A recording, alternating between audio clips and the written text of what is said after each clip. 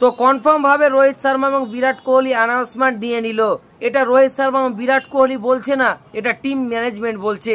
আরে ভাই, যে প্লেয়ারটা এই বয়সে এসে 10 কিলো ওয়েট কমিয়ে দিল সে খেলার জন্য, এবং 3টা ডান্ডি এবং তার উপরে একটা বল, ওই কাপটা নেওয়ার জন্য এই বয়সেও যদি ওয়েট কমাতে পারে, তাকে তোমরা যদি এভাবে অবহেলা করো তাহলে কি করে? তোমরা দেখে নিও রোহিত শর্মা এবং বিরাট কোহলি অস্ট্রেলিয়া সিরিজের পর কিন্তু অবসর নিয়ে নিবে, এটা আমার পার্সোনালি মনে হচ্ছে।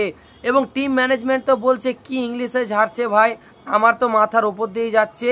যে বলছে যে এখানে রোহিত শর্মা এবং বিরাট কোহলির ফিটনেস ইস্যু, ওই জন্য আমরা কিন্তু রোহিত শর্মাকে কিন্তু ক্যাপ্টেন থেকে সরিয়েছি, এবং উঁচনিচ হয়তো আমরা 2027 ওয়ার্ল্ড কাপে তার আগে দেখছি না।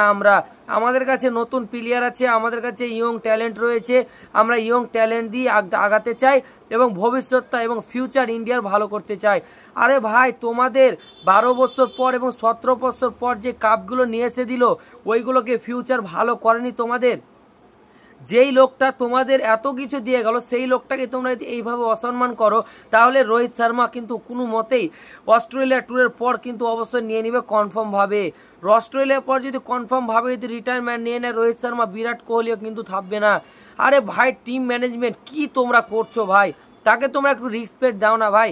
তোকে তোমরা একটু রেসপেক্ট যদি দাও তাহলে কি তোমাদের যে আসে যায়। আর কয়েকটা বছর তো তাদের মধ্যে ক্রিকেট পড়ে আছে, আর তোমরা কয়েকটা বছর তাকে সহ্য করে নাও।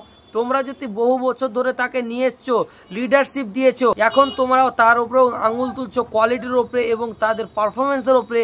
আরে ভাই, তোমরা তার পারফরমেন্স যদি দেখতে চাও না, কয়েকটা ডাবল সেঞ্চুরি লাগিয়ে রেখেছে না, আর অন্য কোনো প্লেয়ার ওয়াকাদও হয়নি যে 3-4টা ডাবল সেঞ্চুরি লাগার ওডিয়াতে।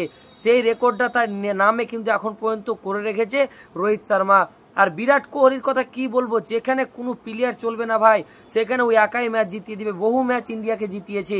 এই লেভেলে প্লেয়ারকে তোমরা যদি এইভাবে ইগনোর করো তাহলে ইন্ডিয়ান টিমের জন্য ভবিষ্যৎ খারাপ হতে পারে, এটা আমার পার্সোনালি মনে হয়। তো ফ্রেন্ডস, তোমাদের কি মূল্যবান মতামত? রোহিত শর্মা এবং বিরাট কোহলি অস্ট্রেলিয়ার পর কি রিটায়ারমেন্ট নিয়ে নিবে? আমার তো পার্সোনালি মনে হচ্ছে যে রিটায়ারমেন্ট নিয়ে নিবে। তোমাদের কি মূল্যবান মতামত কমেন্ট বক্সে লিখে জানাও।